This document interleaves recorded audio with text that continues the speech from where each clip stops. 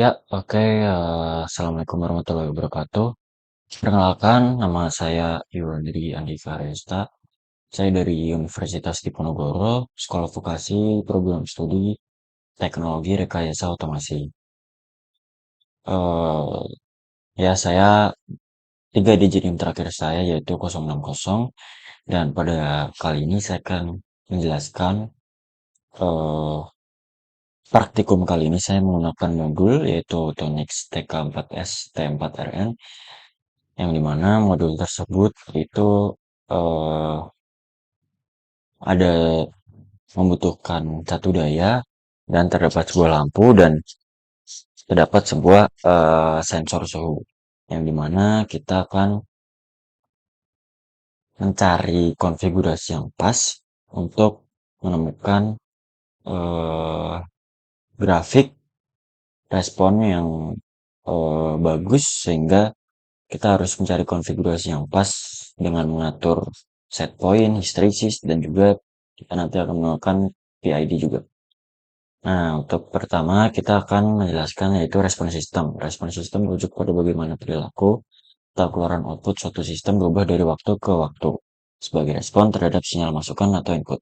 Respon dapat dianalisis berdasarkan karakteristiknya, seperti respon transient, atau yaitu perilaku awal sistem sebelum mencapai kondisi stabil, dan respon steady state, yaitu perilaku sistem setelah waktu yang lama atau mencapai kondisi stabil. Pada gambar terdapat contoh grafik yang dimana terdapat 3 kondisi, yaitu overdamped response, critically damped response, dan underdamped response. Untuk yang overdamped response itu dimana kondisi rise time-nya itu membutuhkan waktu yang cukup lama, eh, ya, sehingga waktu yang dibutuhkan untuk mencapai steady state juga agak lama karena rise time-nya sendiri cukup lama. Yang kedua ada critically damped response. Ini bisa bilang tengah-tengah, waktu rise time-nya tidak terlalu lama, dan juga untuk mencapai kondisi steady state itu lumayan cepat. Yang terakhir ada underdamped response. Ini waktu yang dibutuhkan untuk mencapai steady state juga agak lama karena terjadi overshot, karena waktu rise time yang sangat cepat, sehingga terjadi overshot yang dimana menyebabkan waktu untuk mencapai steady state agak lama. Kemudian ada sistem open loop. Adalah sistem kendali di mana keluaran atau output tidak mempengaruhi tindakan kendali. Ciri utamanya tidak ada umpan balik atau feedback. Cara kerjanya, sinyal masukan langsung diproses oleh pengontrol controller untuk menghasilkan sinyal kendali yang dikirim ke proses. Keluaran dihasilkan tetapi tidak ada pengukuran atau perbandingan dengan masukan. Kelebihannya, struktur sederhana, biaya rendah, dan stabil. Kekurangannya, tidak dapat mengoreksi kesalahan yang disebabkan oleh gangguan atau disturbance atau perubahan pada sistem, sehingga akurasi bergantung pada kalibrasi. Yang ketiga ada sistem closed loop. Adalah sistem kendali di mana keluaran atau output diukur dan dibandingkan dengan masukan yang diinginkan atau set point untuk menghasilkan sinyal kesalahan yang kemudian digunakan untuk menyesuaikan tindakan kendali. Ciri utamanya adalah adanya umpan balik atau feedback. Cara kerja, keluaran diukur, dikirim kembali melalui sensor, dan dibandingkan dengan masukan yang diinginkan atau set point. Perbedaan ini disebut sinyal kesalahan atau error. Sinyal kesalahan ini digunakan untuk mengontrol, untuk memanipulasi proses, sehingga sistem dapat mengurangi kesalahan atau error dan mencapai keluaran atau output yang diinginkan sesuai set point. Kelebihannya akurasi tinggi, mampu menekan dampak gangguan dan ketidakpastian sistem. Kekurangannya sendiri, struktur jelas lebih kompleks, biaya juga lebih tinggi, dan dapat menimbulkan masalah stabilitas, yaitu berosilasi atau menjadi tidak stabil jika dirancang tidak dengan baik. Cara kerjanya, sambungan catu daya, wiring, atur set point, dan PID. Nah, uh, mungkin agar penjelasan saya lebih jelas, ini saya akan menunjukkan sebuah video tutorial yang dimana di sini ada saya sendiri sedang mengkonfigurasi modul yang akan saya gunakan. Jadi di sini modulnya itu seperti ini. Kita nyalakan dulu modulnya dengan menggunakan tombol itu. Pastikan catu daya sudah tersambung, dan di sini kita mengatur parameter. Di sini ada 2, parameter yang kita gunakan yang pertama itu ada sistem on off dan sistem PID. Yang pertama kita ya, menggunakan sistem on off dulu. eh, ya bisa dilihat sendiri bahwa eh, untuk mengaturnya bisa kita atur-atur. Ini kita menekan tombol mode ini yang sedang saya tekan ini selama beberapa detik nanti akan muncul par. Nah, untuk par-par itu sendiri masing-masing fungsinya juga beda. Channel itu ibarat seperti channel. Ini gitu, misal kita masuk ke par 2 itu untuk masuk ke nyeting apakah kita menggunakan PID atau on off dan sebagainya. Par 3, par 4, par 5. Nah, par 5 ini fungsinya untuk seperti nge-save settingan kita. Jika sudah, maka kita kembali ke awal, kemudian kita amati suhunya. Ya, kurang lebih seperti itu. Nah, untuk data yang saya hasilkan itu, ya sebentar. Nah, untuk data yang saya hasilkan itu, kelompok saya hasilkan yang pertama ada on off. Di sini kita menguji 4 kali, yaitu dengan histeresis 2 dan 4, masing-masing suhu yaitu 48 dan 58. Untuk datanya seperti ini.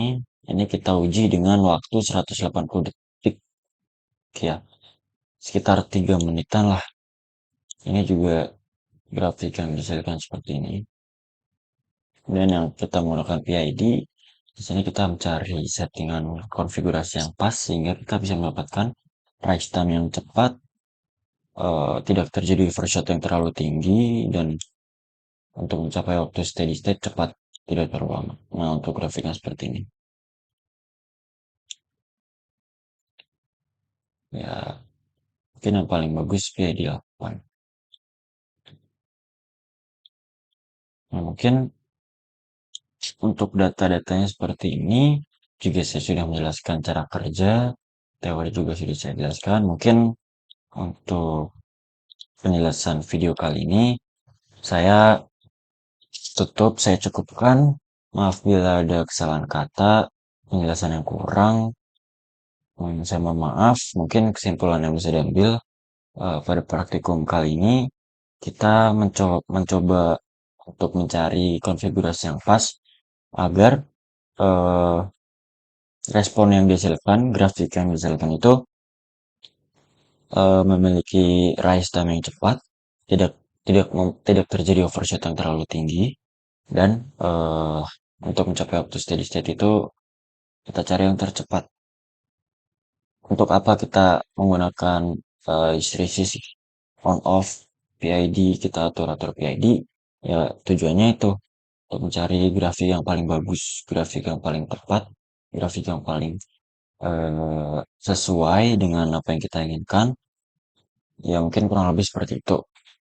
Baik, pada di sini saya akan menampilkan datasheet dari modul yang saya gunakan yaitu TK4 STM R4N.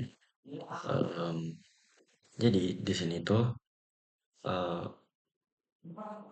Autonix TK series ini itu memiliki beberapa fitur utama yaitu kecepatan kecepatan sampling yang sangat tinggi karena itu memiliki siklus sampling sekitar 50 milisecond yang 10 kali lebih cepat dibandingkan model yang sebelumnya. Kemudian em, tertampil juga maksudnya akurasi tampilannya itu juga tinggi mencapai kurang lebih 0,3%. Kemudian eh, ada juga kendali canggih yaitu mendukung protokol pemanasan atau heating dan pendinginan atau cooling secara bersamaan. Kemudian eh, serta mode kontrol otomatis atau manual.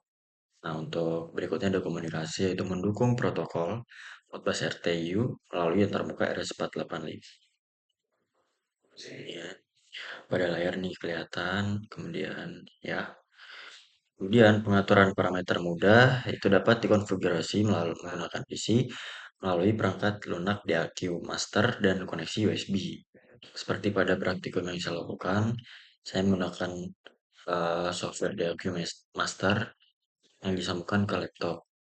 Kemudian eh, untuk spesifikasi teknis, ada input multifungsi, itu mendukung berbagai jenis sensor, termasuk kayak thermocouple, RTD, kemudian analog, terus juga output kontrolnya itu tersedia pilihan output relay, SSR atau solid state relay, tahu current itu arus. Tampilannya juga menggunakan LED 7 segmen dengan visibilitas tinggi, dan PV berwarna merah, SV berwarna hijau. Kemudian catu daya tersedia pilihan tegangan AC atau AC DC.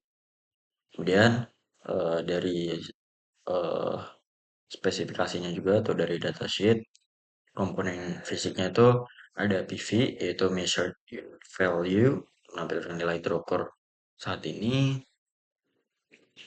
kemudian SV atau set value menampilkan nilai target yang diinginkan, tombol mode dan navigasi itu digunakan untuk masuk ke grup parameter dan mengubah nilai setelan. Kemudian ada indikator status, yaitu menunjukkan status output, alarm, dan proses auto tuning.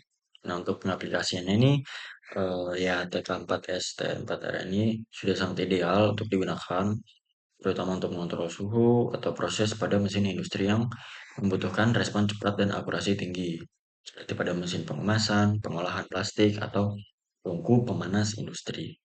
Kurang lebih untuk datasheet dari modul yang kita gunakan atau Autonix TK series itu seperti itu. Ya, kurang lebihnya mohon maaf. Terima kasih.